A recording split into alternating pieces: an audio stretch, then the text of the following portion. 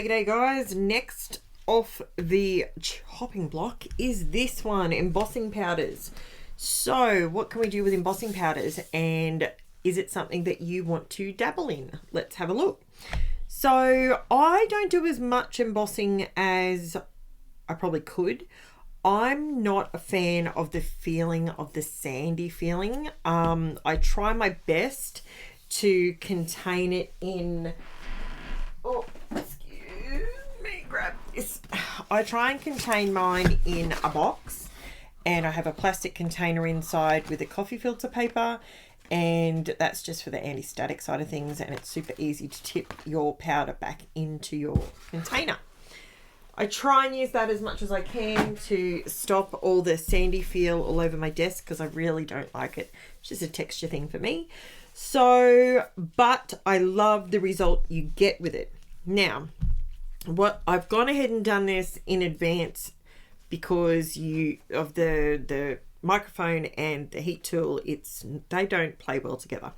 So what I've done here, and what you can see, I will zoom it in for you. So this one here I stamped with the Versamark ink, and I used black embossing powder on top of it. So that gives you quite a chunky looking flower. Then I used the VersaFine Onyx black ink, which is designed specifically for fine detail work, and it is fantastic. It's waterproof, blah blah blah, once it sets. But for an extra bit of reassurance, if you put the I used the ultra fine, super fine detail embossing powder, and that way I keep the nice fine detail of the ink that I love. This one here, I use the Ranger Embossed ink pad. Same deal, they're just sticky ink pads basically, and I used that with the purple, and I used purple embossing powder, and it's really cute. I've got a few different colors, and I don't use them as much. I bought them because I thought I'd do it a lot more, but then I don't really like the sandy feeling, so I don't do it as much. Now I'm just going to bring it back down here for a second.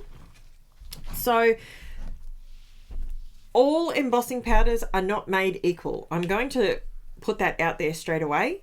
These ones are cheaper ones, and they're slightly thicker, which is, you know, a little bit, it depends what look you're after. Okay, I'm not gonna bag products either way. I'm just letting you know that I love the Hero Arts one, the white. I haven't done an example of that one, but I love the Hero Arts one, and I love the Ranger, the super fine detail one. I did purchase, I know this looks like overkill, right? Like seriously. But this one is actually quite a chunky, you can see it's more like sugar. It's quite grainy, and it's really good if you want to fill. See, that's why I hate embossing powder. It's everywhere now. I'm going to feel it for the next week. If you're trying to fill in a space, this stuff is great because it's a little bit chunkier, and you heat it from the bottom side, and it's great like that. But it's not good for the fine detail stuff, but it is well worth it.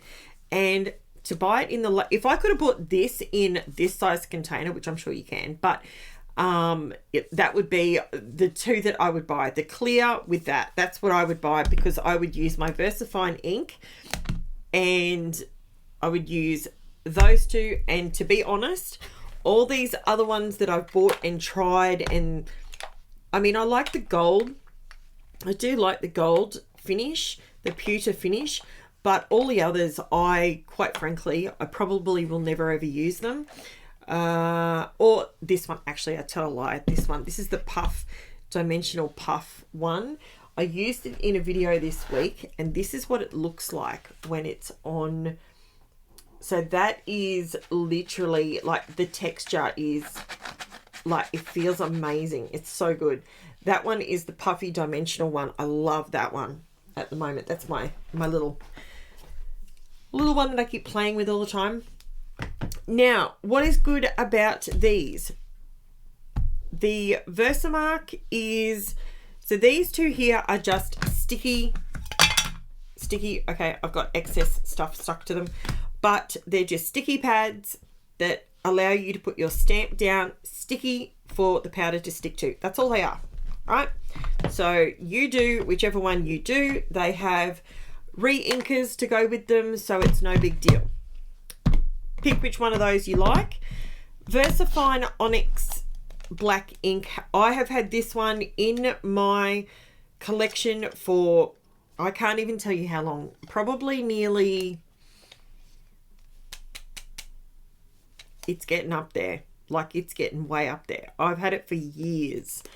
Years and years and years. And it still works. It works a treat. It's perfect. I am considering getting the other inks. There you can get VersaFine Claire inks, and they give you the fine detail work. So if I had that with my clear emboss, I would be set. I would be a happy person. Now, I do have the Ranger Archival ink. I bought this one because I was going through a thing where I was trying to figure out what ink pad I loved the most, that I would use the most for my black stamping, right? Now, this one, Mr. Stays On. I'm not even taking the lid off for you to see what it looks like on the inside. It's a black ink pad.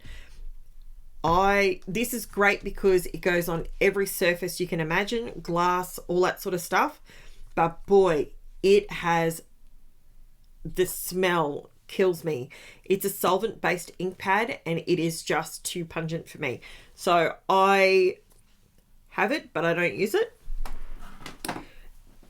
I then purchased the VersaFine one. I researched a little bit better, and I absolutely love it. But I have recently purchased, just in perfecting, you know, different techniques and stuff like that. So I bought that one, and then so I've had that one forever.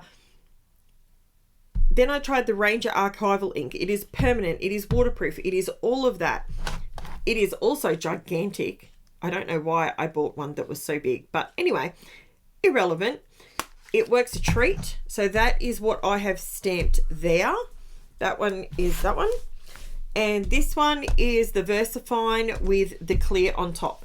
Why have I done that? Because I want to show you with a little bit of Distress ink, because that's in front of me. So that's what I'm going to use. A little bit of Distress ink, and we're going to watercolor. And this is why people love these products. Okay.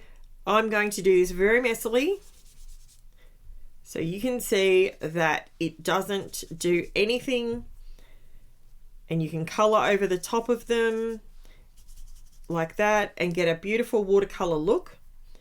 But this one here, this is the Ranger Archival. It does not have any of this on top, and you can get exactly the same result. You don't get the shine and the shimmer, and just for argument's sake, I'll do the rest of them just so they don't feel left out. The black one is a bit chunky for me. I think if I'm going to do a stamp and I want the stamp to look a little bit more refined, if I'm going to cut it out, that one's pretty chunky. But I love the VersaFine, and I also love the result of the Archival. So you do you buy which one you see fit. You have a play with the one that you see fit. The bonus to having the embossing powder on top is you can go over the top and you can clean off whatever color is on the edges of it. You can't do that on this one. It doesn't really, it's you know, you do what you want to do with your colors. You can create all different textures on here. I absolutely love the embossing powders for these reasons, and that's what you can do with embossing powders. It isn't something I use a lot. I will preface by saying that. I'm letting you know I don't use it a lot, but that's the end result you can get with the beautiful glossy, shiny embossing powders. You can create watercolors with it. You can use your distress inks, your distress oxides. You can use all of that because you can wipe it clean at the end. So let's move onwards and upwards with the next product or process technique. Let's go. Chat to you soon, guys.